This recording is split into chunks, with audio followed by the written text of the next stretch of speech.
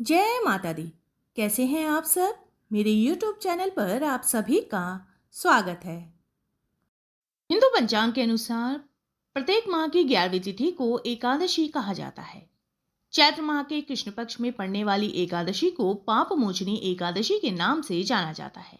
मान्यता है कि पाप मोचनी एकादशी के दिन भगवान श्री हरि विष्णु की विधि विधान से पूजा करने और व्रत रखने से सभी कष्टों से मुक्ति मिलती है। पाप मोचनी एकादशी के दिन व्रती को सुबह जल्दी उठकर स्नान आदि से निवृत्त हो जाना चाहिए। उसके बाद स्वच्छ वस्त्र धारण करे और व्रत का संकल्प ले। भगवान विष्णु की पूजा से पहले लकड़ी की चौकी पर पीला वस्त्र बिछाकर भगवान विष्णु की मूर्ति को स्थापित करें।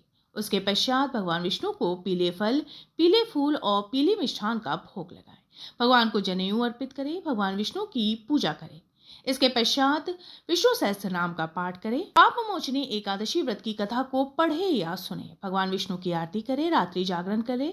द्वादशी तिथि पर शुभ मुहूर्त में व्रत का पारण करें।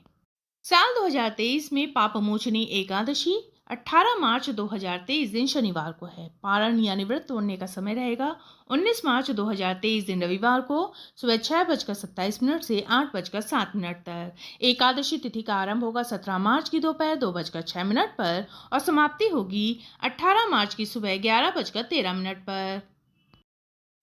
पाप मोचनी एकादशी व्रत की कथा के अनुसार एक समय की बात है, चैत्ररथ सुंदरवन में च्यवन ऋषि के पुत्र मेधावी तपस्या कर रहे थे। एक रोज अप्सरा मंजू घोषा वहां से गुजर रही थी। उस दौरान उसने मेधावी को देखा और उन पर मोहित हो गई।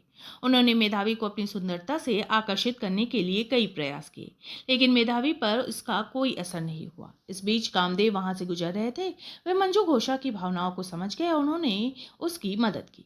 इसके फलस्वरूप मेधावी घोषा के प्रति आकर्षित हो गए। फिर दोनों सब कुछ भूलकर काम क्रिया में मग्न हो गए। इस कारण से मेधावी भगवान शिव की तपस्या से विमुख हो गए।